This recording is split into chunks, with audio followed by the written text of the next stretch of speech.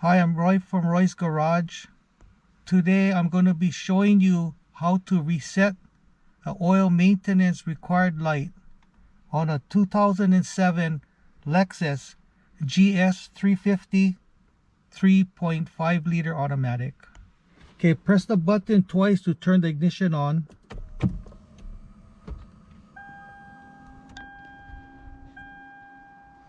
Okay, so we're gonna press this button to lower this compartment down, and then with this trip we're gonna set it to odometer.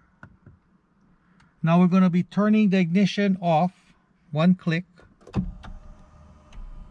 So now this reset button, you're gonna hold it, and at the same time press that starter button twice to turn on the ignition.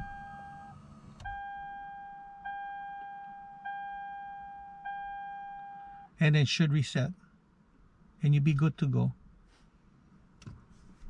So that's how you reset an oil maintenance light. You want to see any more of my videos, please subscribe, give me a thumbs up, and I'll see you in the next video.